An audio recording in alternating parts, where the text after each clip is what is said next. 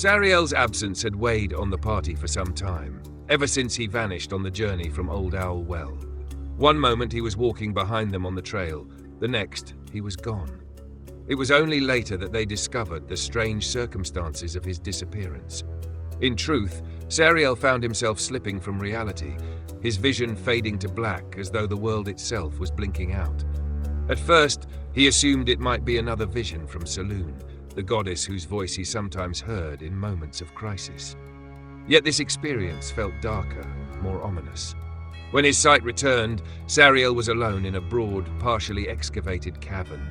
Faint torchlight danced across the rocky walls, and the smell of soot hung heavy in the stale air.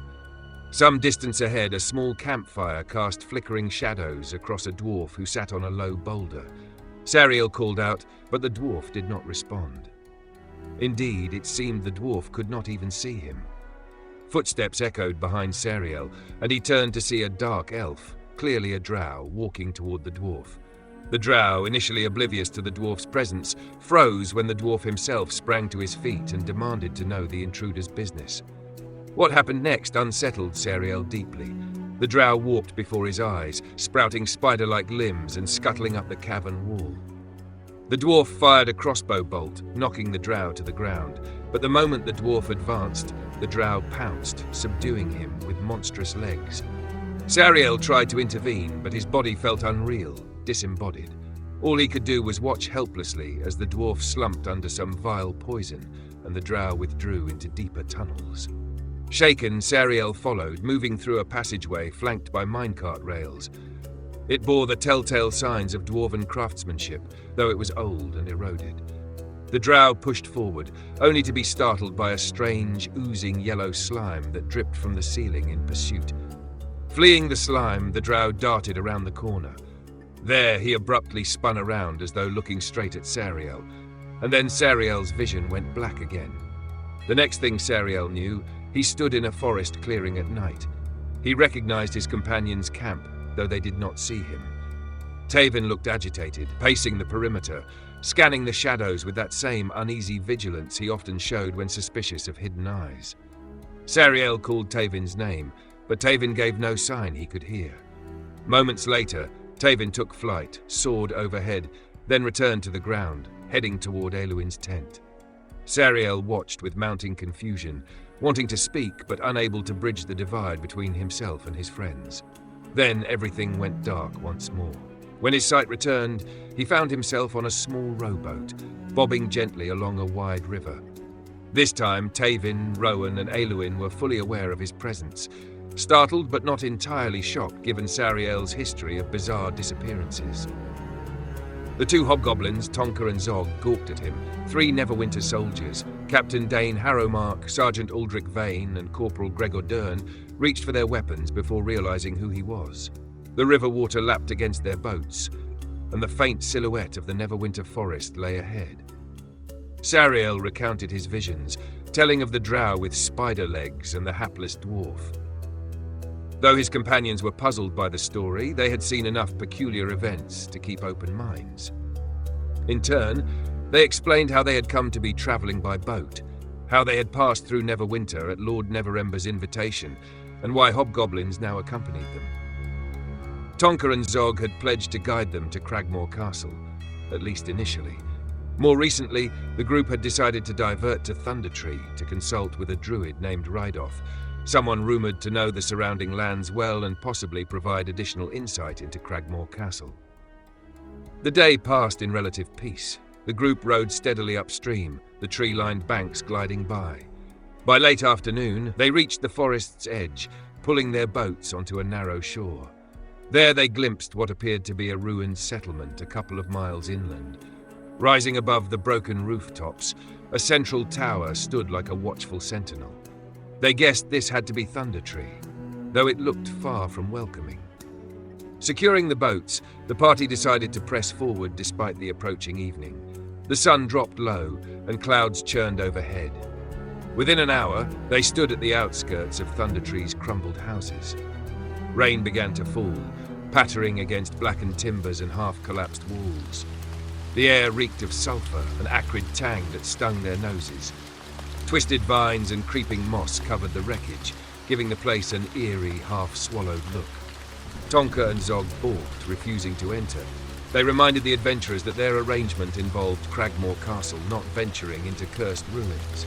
Captain Harrowmark recognized their right to object and left Sergeant Vane and Corporal Dern behind to guard the hobgoblins, ensuring they did not simply escape into the darkness. Meanwhile, Sariel, Aluin, Tavin, Rowan, and Captain Harrowmark advanced deeper into Thundertree. Their initial goal was the central tower, a prominent landmark.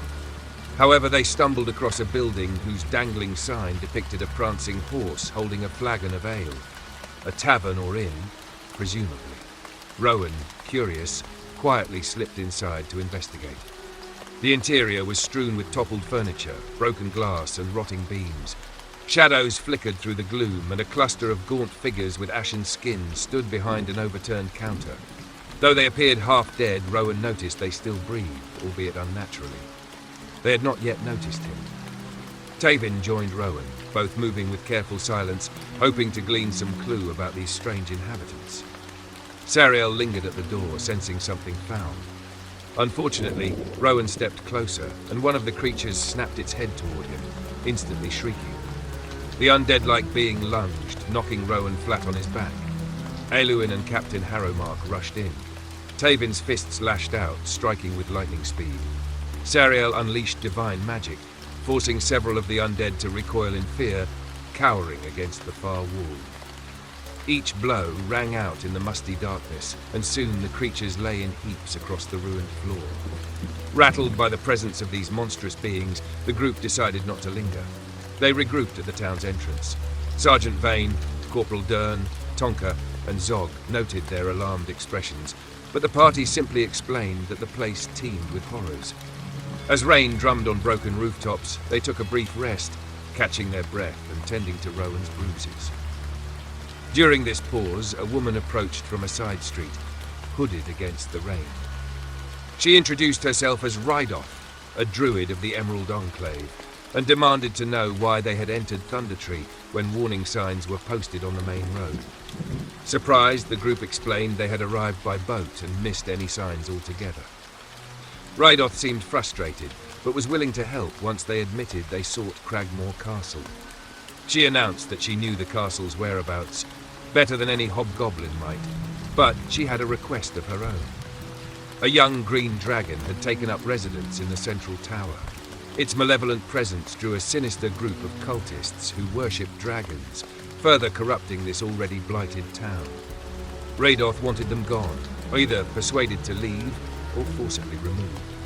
She could not offer a personal reward beyond modest supplies, but she claimed the Emerald Enclave in Neverwinter would pay a bounty of 1,000 gold coins for any group who succeeded in driving off the dragon. Though the party's priority was Gundren and Cragmore Castle, the sum was significant, and the threat of a dragon near civilized lands was impossible to ignore. After deliberation, they agreed to assist. Rydoth guided them carefully around collapsed walls and through sludge-soaked alleyways to a relatively intact building she had claimed as her home. There she offered them weak but warming tea and cast a protective ward on the door. The party settled in, exhausted yet determined, planning their next move in the fight to reclaim Thundertree from draconic menace, and to uncover the spiderweb of threats linking dwarven minds, hobgoblin guides, and Sariel's dark visions. And so, in the shadow of twisted ruins, and under the pattering rain, their night ended, poised on the brink of confronting a young green dragon and its enigmatic cult, all while the fate of Gundren Rockseeker and Cragmore Castle hung in the balance.